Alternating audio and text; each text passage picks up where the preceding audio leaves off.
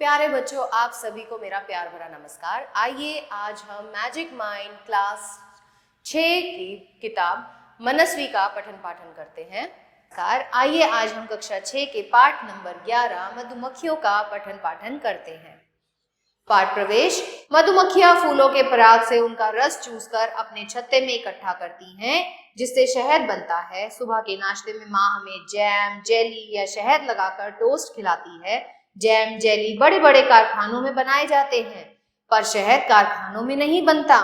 इसका कारखाना कोई उद्योगपति नहीं बल्कि स्वयं मधुमक्खियां बनाती हैं। आइए इसी बात की जानकारी प्रस्तुत पाठ से लें। कोई प्यार से बोलता है तो लोग कहते हैं उसकी वाणी में शहद सी मिठास है। तो शहद कैसा होता है? शहद बहुत ही मीठा होता है। तो अगर हम प्यार से बोलते हैं तो लोग कहते हैं कि हमारी वाणी में शहद घुला हुआ है। शहद को मधु भी कहते हैं। क्या आपने कभी सोचा है शहद कैसे बनता है? शायद आप कहें फूलों से, तो शहद फूलों के रस से बनता है जो मधुमक्खियां लेती हैं।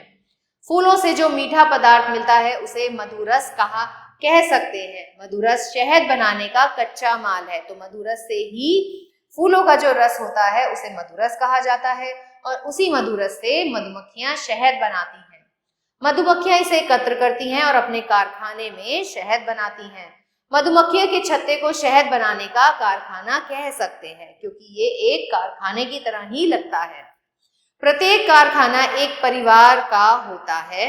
इस परिवार की मुखिया होती है एक रानी मक्खी। तो क्या है कि यहाँ पर इस कारखाने की जो मुखिया होती है वो रानी मक्खी होती है, और परिवार के अन्य सदस्य होते हैं कुछ पुंबधूप अर्थात नर मक्खियां तथा हजारों श्रमिक मक्खियां।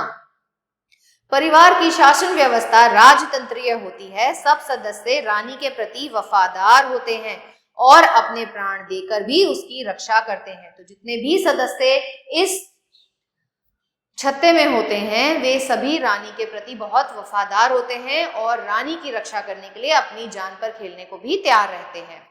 उसे कभी अकेला नहीं छोड़ते, उसकी हर आवश्यकता की पूर्ति करते हैं। रानी मक्खी आकार में अन्य मक्खियों से कुछ बड़ी होती है। उसका एकमात्र काम क्या होता है बच्चों? उसका सिर्फ एक काम होता है अंडे देकर आबादी को बढ़ाना। एक रानी मक्खी एक बार में एक ही अंडा देती है, पर दिन भर में लगभग वो 1500 अंडे देती है। रानी तथा उसके अंडों के लिए अलग अलग प्रकोष्ठ मतलब अलग अलग चैम्बर, जैसे आप यहाँ देख सकते हैं, ये एक चैम्बर हो गया, ये एक दूसरा प्रकोष्ठ हो गया, ये तीसरा प्रकोष्ठ हो गया। उनके भोजन साफ सफाई की व्यवस्था करना श्रमिकों का काम होता है। तो यहाँ हमने क्या देखा? एक रानी मक्खी होती है, कुछ नर मक्खियां होती हैं और बाकी सारी श्रमिक मक्खियां होती हैं जो रानी की सेवा करती हैं, उसकी रक्षा करती है और उसके अंडों की भी देखभाल करती है। रानी मक्खी 3 से 5 वर्ष जीती है। वे अपनी सारी उम्र अंडे देने और भोजन करने में बिता देती है। तो रानी मक्खी का और कोई काम नहीं होता, सिर्फ और सिर्फ क्या होता है? सिर्फ खाना खाना और अंडे देना। रानी के मरने से पहले एक नई रानी मक्खी तैयार कर ली जाती है। पुंबधूप आलसी और निकम्मा प्राणी है। तो ये कौन है? ये नर मक्खियां होती हैं। अंग्रेजी में इसे ड्रोन कहते हैं। ड्रोन क्यों कहा जाता है? क्योंकि ड्रोन का अर्थ होता है आलसी और आराम तलब। ये आलसी बेरोक टोक शहद खाता है। मधुप का अर्थ ही मधु पीने वाला, और छत्ते में यह बाहर घूमता रहता है। तो ये क्या करते हैं? ये आलसी होते हैं और सिर्फ शहद ही खाते रहते हैं और छत्ते के बाहर घूमते रहते हैं। मधुरस एकत्र करना या छत्ते में किसी काम में इनका कोई योगदान नहीं होता, ये और कोई काम नहीं करते हैं। प्रकृति में इसे एक ही काम सौंपा है, रानी मक्खी के साथ जोड़ा बनाना। तो जो पुंबधूप है उनका मुख्य काम क्या है कि रानी मक्खी के साथ उन्हें जोड़ा बनाना होता है। रानी एक बार इनकी आंखें कुछ बड़ी होती हैं, जिसे इधर उधर घूमकर ये आसानी से देख लेते हैं कि रानी कहाँ है। रानी एक बार थोड़ी देर के लिए छत्ते से बाहर निकलकर पुंबधूपों के साथ घूम फिरती है। जोड़ा बनाने में सफल होने के बाद ही पुंबधूप मर जाते हैं। तो नर मक्खी जो है वो मर जाती है जब वह रानी के साथ में जोड़ा बना लेती है। एक छत्ते में पुंबधूपों की संख्या कुछ 100 ही होती है। एक छत्ते में श्रमिक मतलब जो सारा काम करते हैं, वो मक्खियों की संख्या कितनी होती है बच्चा? हजारों में होती है। ये अंडे नहीं देते, तो इनका काम है अंडे ना देना। अंडे देने का काम सिर्फ और सिर्फ रानी मक्खी का है, और इनका काम होता है बाकी सारे काम देखना, छत्ते की सफाई करना, अंडों की देखभाल करना, रानी की देखभाल करना।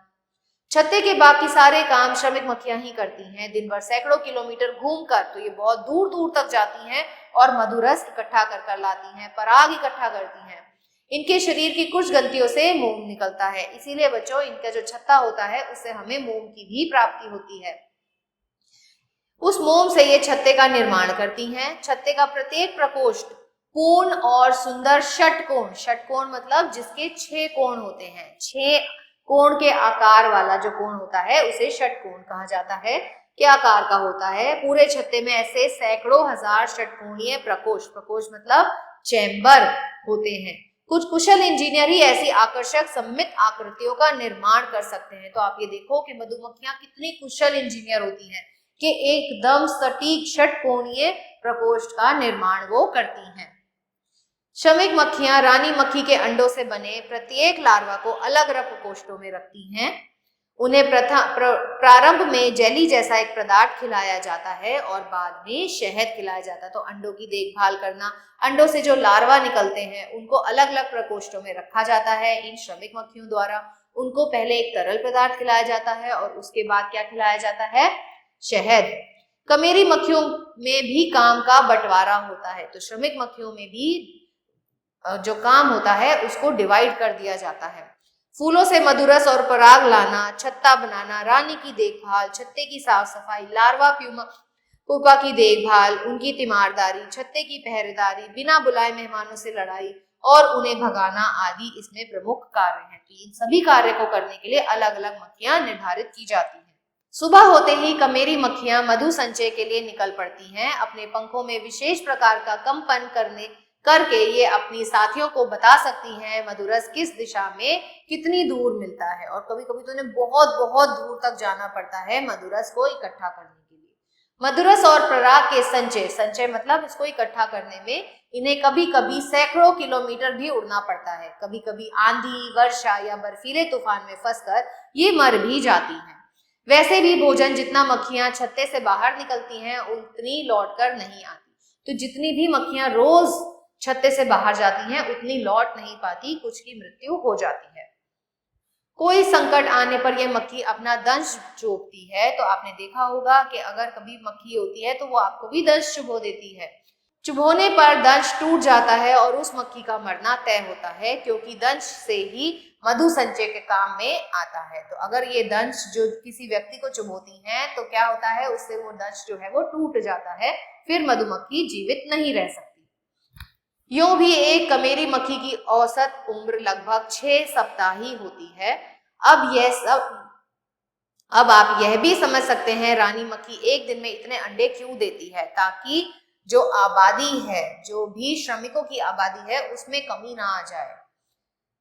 तो पूरा कारखाना ठप हो सकता है, वह कारखाना चाहे मधुमक्खियों का हो या किसी उद्योगपति का। मधुमक्खियां किसान की बड़ी मित्र होती हैं। किसान की बहुत सारी फसलें इन पर निर्भर करती हैं।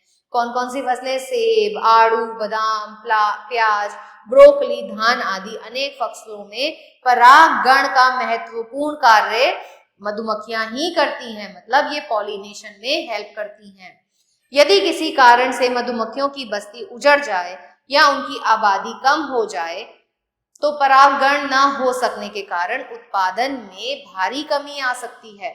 इसलिए कुछ देशों में तो मधुमक्खी पालकों को अपनी मधुमक्खियों के छत्ते सहित कुछ दिनों के लिए फार्मों या खेती में बुलाया जाता है, ताकि परागण कराया जा सके, और इसके लिए उन्हें बड़ी रकम भी दी जाती है।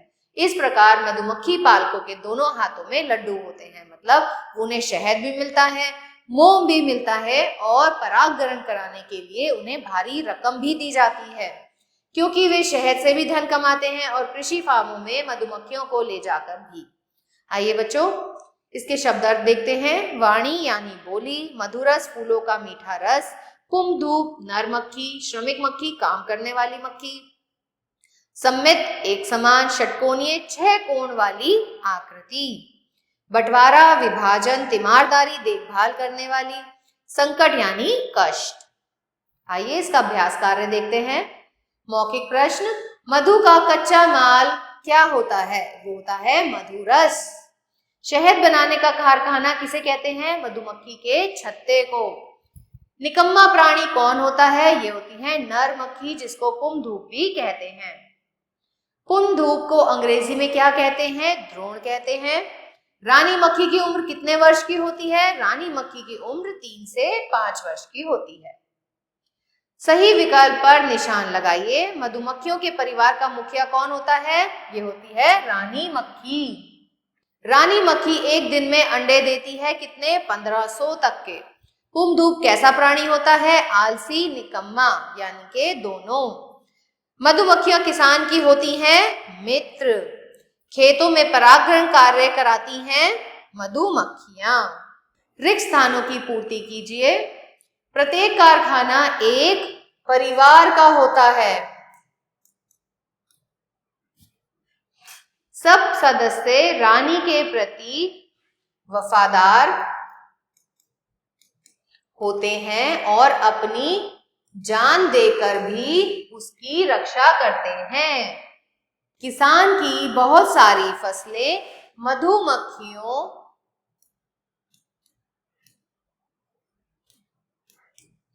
पर निर्भर हैं। बाकी के भाग बच्चों आप अपने आप से अपनी उत्तर पुस्तिका में करेंगे। निम्नलिखित प्रश्नों के उत्तर दीजिए। मधुमक्खी परिवार की शासन व्यवस्था राजतंत्रीय होती है। बिल्कुल सही बात है, क्योंकि यहाँ पर एक रानी मक्खी होती है जो कोई काम नहीं करती है। उसका सिर्फ एक ही काम होता है, अंडे देना और भोजन करना। उसके बाद यहाँ पर कुछ नर मक्खियां होती हैं जिनका काम सिर्फ और सिर्फ रानी के साथ में जोड़ा बनाने का है। वे बहुत ही आलसी होते हैं। इसके बाद होती हैं श्रमिक मक्खियां जो छत्ते की साफ सफाई, रानी की देखभाल, अंडों की देखभाल, मधुरस को इकट्ठा करने का काम करती हैं। रानी मक्खी तथा उसके अंडों की देखभाल किस प्रकार की जाती है? बहुत ही अच्छे से की जाती है। अंडों को अलग अलग प्रकोष्ठ में रखा जाता है और उनको जब वो अंडे से बाहर निकलते हैं तो उनको भोजन भी श्रमिक मक्खियां ही कराती हैं। कुमधूप किसे कहते हैं? नर मधुमक्खी को कुमधूप कहते हैं। इसे ड्रोन क्यों कहा जाता है? क्योंकि ये बहुत ही आलसी होता है, निकम्मा होता है और सिर्फ शहद का ही भोजन करता है और छत्ते के बाहर घूमता रहता है। श्रमिक मक्खियों का क्या काम है? सारा ही काम श्रमिक मक्खियों का होता है। छत्ते को बनाना, रानी मक्खी की देखभाल करना, उसकी जान की रक्षा करना, अंडों की देखभाल करना, उनकी तीमारदारी करना, शहद बनाना, सब काम श्रमिक मक्खियों का ही होता है। इनकी संख्या कितनी होती है? इनकी संख्या लाखों में होती है।